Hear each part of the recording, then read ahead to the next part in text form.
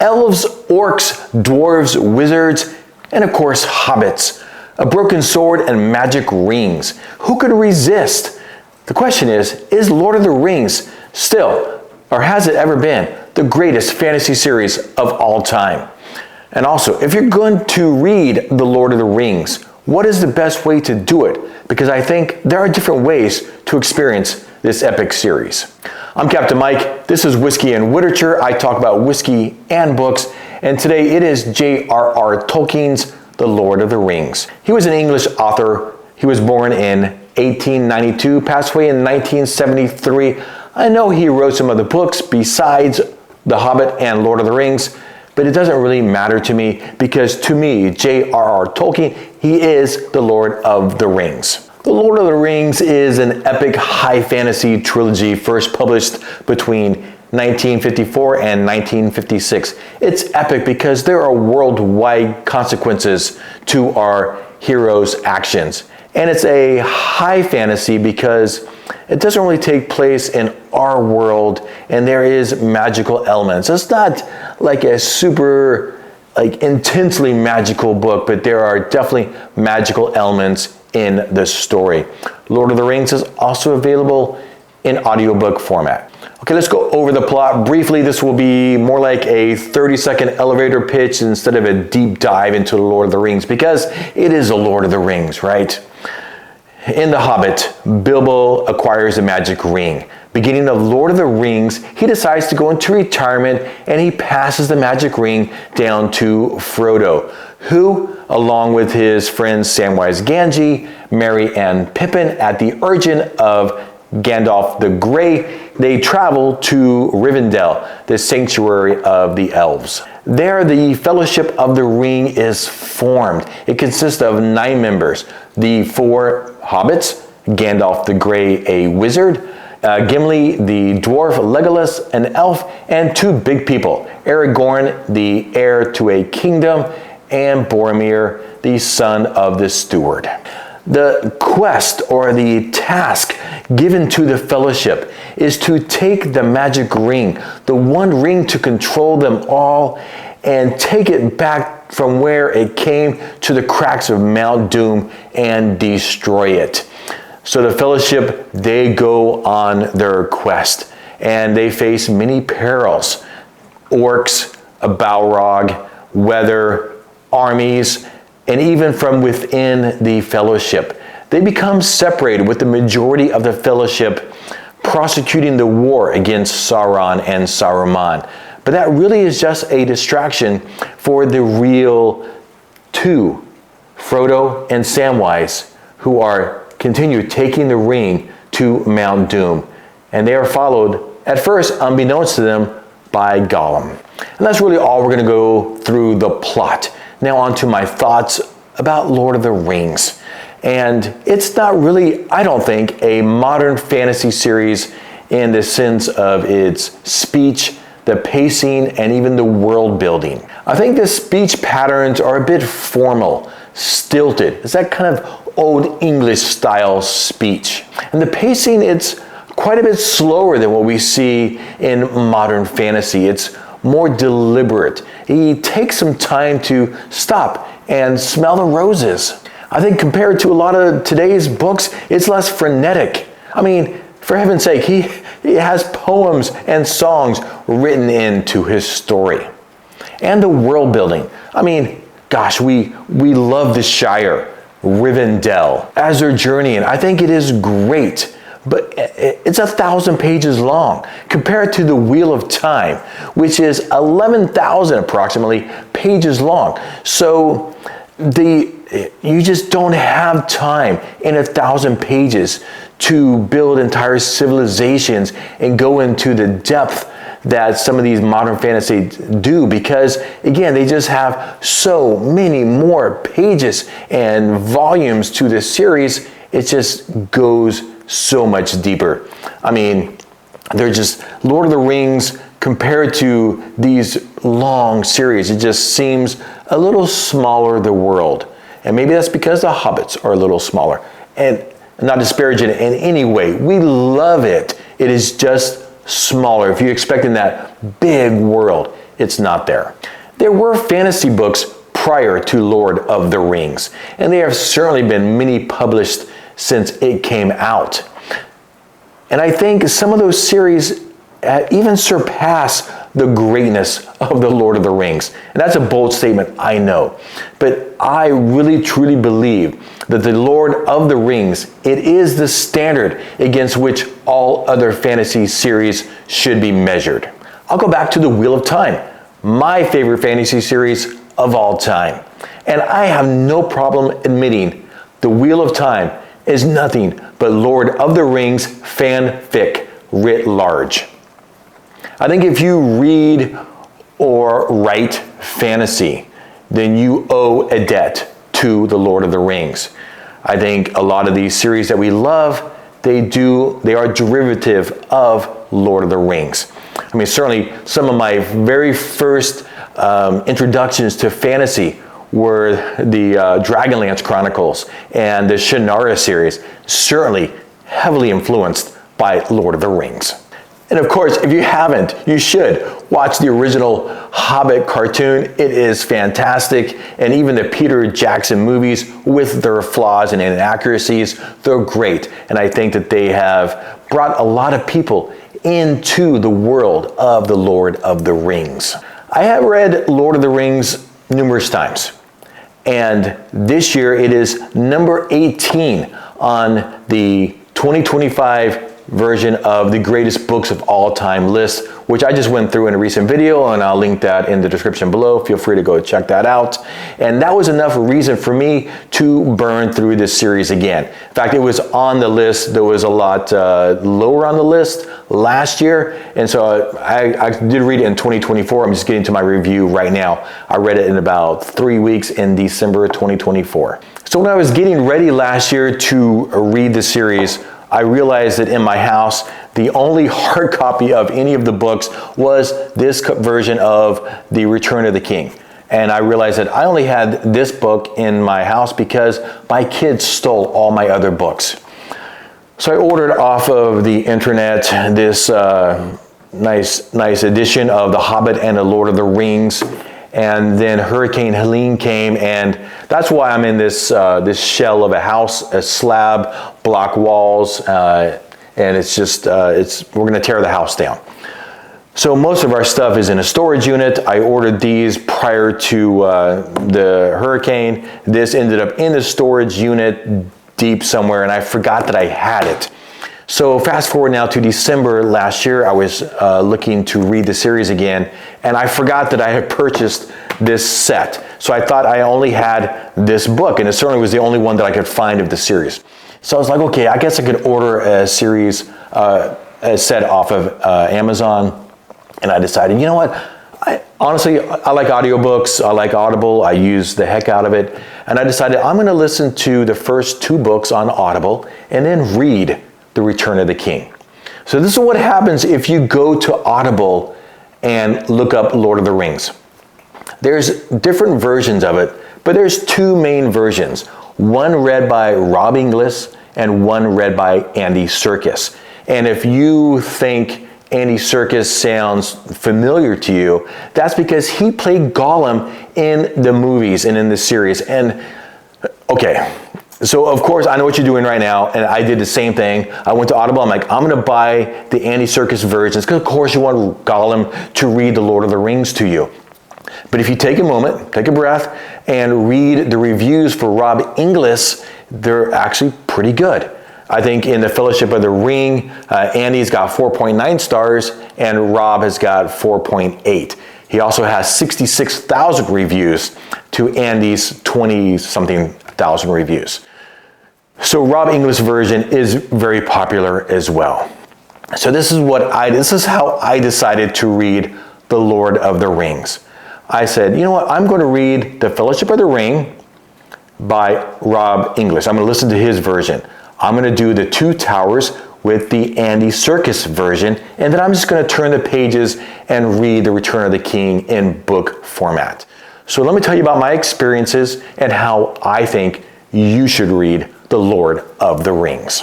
First of all, let me say, if you want to do it the very cheapest way, just go to your parents' house and steal their Lord of the Rings books. There's no cheaper way to do it, or go to your friend's house, he probably has a copy, and just ask to borrow his copy and make sure you return them to him.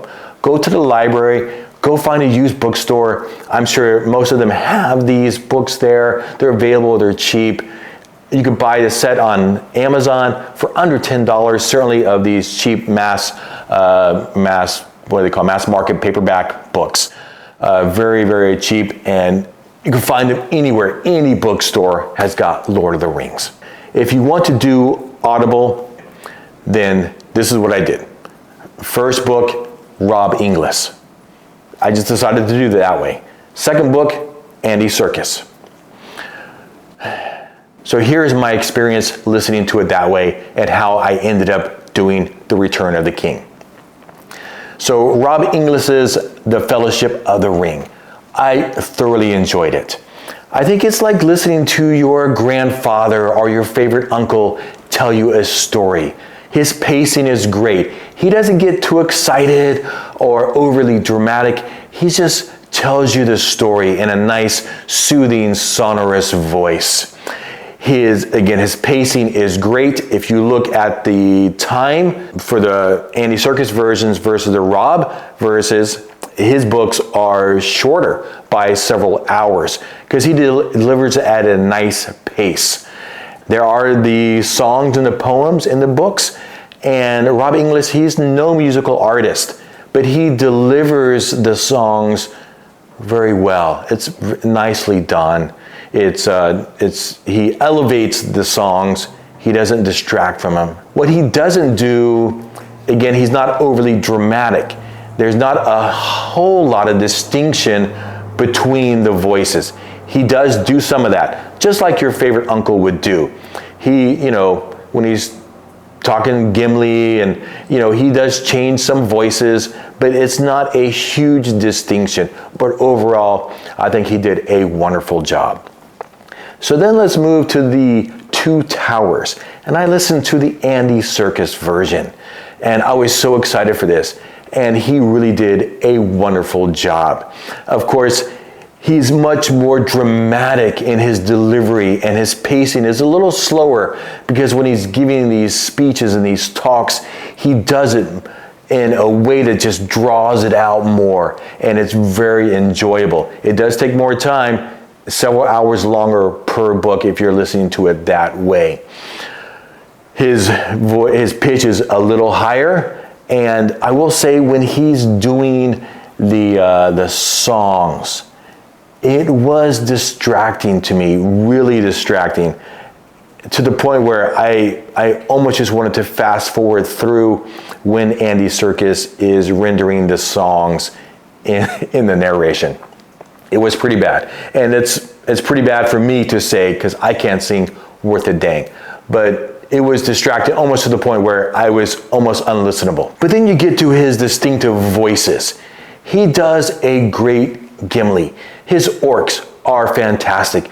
And of course, Gollum. He is Gollum. And the payoff there, it's worth suffering through his singing there.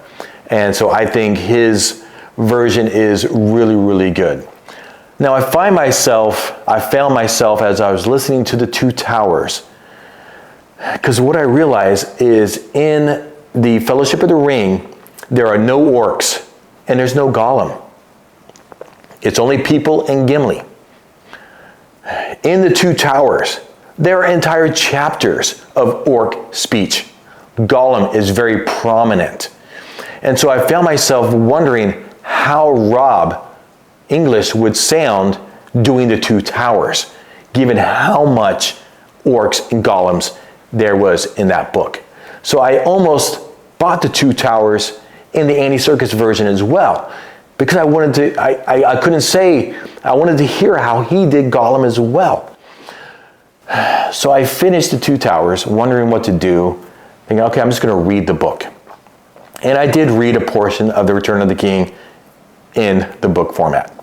But I decided I was going to buy on Audible the Rob Inglis version of The Return of the King so I could hear his orc speech and his Gollum. then I could have a fair comparison to say, it's just, you got to get the Andy, or you got to get the Rob version. So in The The Return of the King, I did really enjoy it. I enjoy Rob's delivery and his pacing and everything. And he does a fair approximation of the orcs and Gollum. But he is no Andy Serkis. I'm not saying I didn't enjoy it. I did, but compared to Andy Serkis, the Rob English version, it is missing that dramatic flair from the voice distinctions that Andy Serkis can do. He's obviously...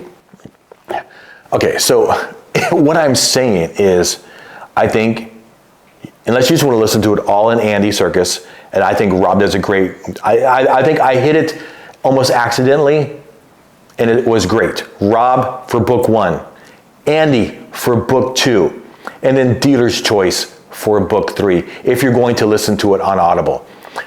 Listen to the Rob version, listen to the Andy version for The Two Towers, and then do what you want to do for book 3, or just read the book. I mean, pages are meant to be turned. So that's my thoughts on the Rob versus Andy versions of the Lord of the Rings that are available on Audible. And I do believe that the cost for the two were the same. It's just the Rob versions are shorter and the Andy versions are more dramatic. And I will say, if you really enjoyed the movies and you think, and you've heard that the movies are very well done, and I think they are a nice introduction to the world of Tolkien.